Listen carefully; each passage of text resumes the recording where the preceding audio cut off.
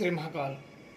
कई ऐसे होते हैं जो जमीन के गड़े धन निकालने का प्रयास करते हैं, खोजते हैं, तरीके तरीके के क्रियाएं अपनाते हैं, कई बाबाओं को लाते हैं, कई सोखा, कई भगत को दिखाते रहते हैं और निकालने का प्रयास करते रहते हैं। आज एक जन का प्रश्न है, उन्होंने लिखा है कि जो गड़ा धन रात में चलता है या आवाज करता है खन खन की, उसको बांधना और निकालने का मंत्र दीजिए।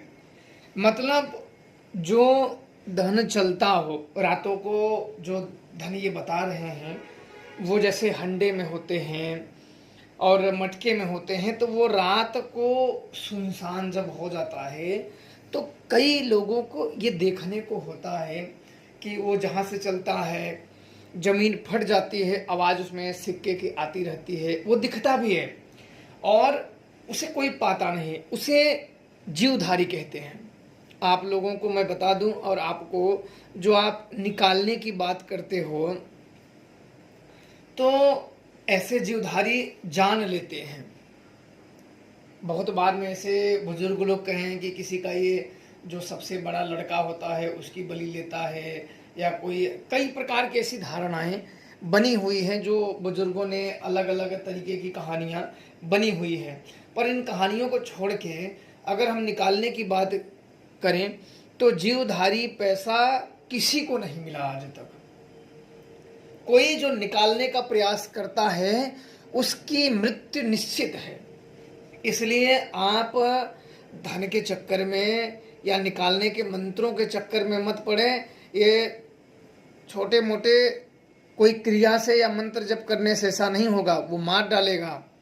और अगर आपको जिंदगी से प्रेम है, आप जीना चाहते हैं, तो ऐसी चीज़ों में बिल्कुल ना पड़े। और जो तांत्रिक को बुलाओगे भी, ऐसी चीज़ों से जब सामना हो जाएगा ना, वो भी मारा जाएगा, क्योंकि ये एक नेक्स्ट लेवल की शक्तियाँ होती हैं और ये शक्तियाँ अपना धन किसी को नहीं देना चाहती। क्योंकि ऐसे धन के बारे में मैं अनेकों बार सुन चुका हूँ कि जो जीवधारी धन होते हैं उसको कई लोगों ने प्राप्त करने का प्रयास किया और अपना पूरा परिवार नाश कर दिया। जो निकालने गया लालचवश, मोहवश जो गया, वो तो मरेगा ही मरेगा, साथ में वो अपने घर वालों को भी मुसीबत में डाल देगा उस शक्तियों द्वारा। क्योंकि वो शक्तियां जब कुपित हो जाती हैं तो उसका दंड वो अवश्य देती हैं।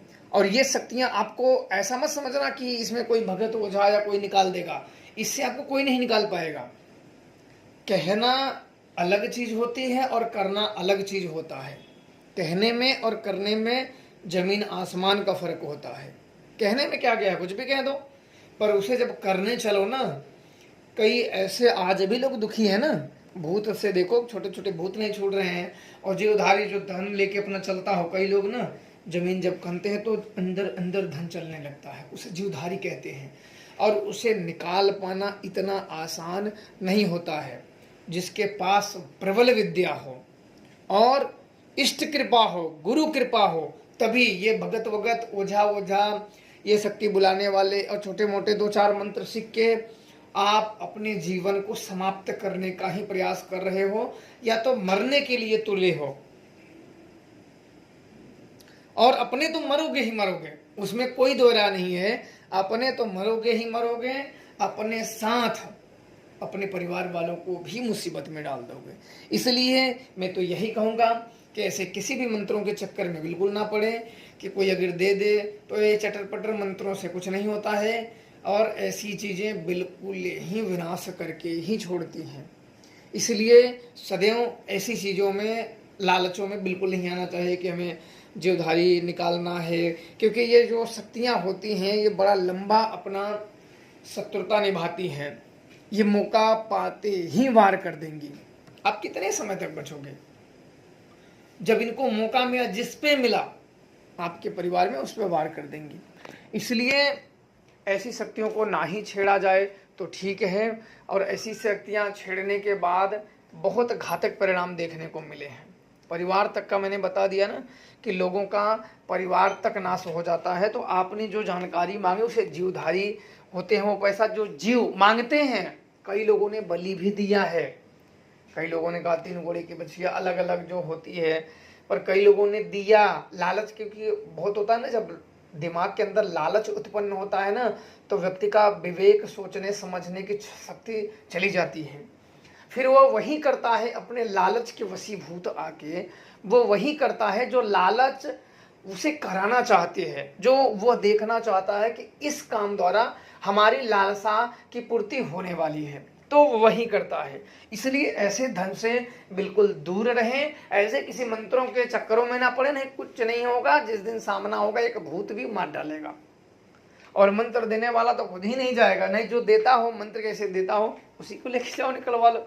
देखो निकाल पाएगा, अपना पैर अपने सिर पे रख के तीर की तरह निकल लेगा उसी को। इसलिए मैं तो यही कहूँगा ऐसी चीज़ों में बिल्कुल ना रहें, बिल्कुल ऐसी चीज़ों को दिमाग से ही निकाल दें।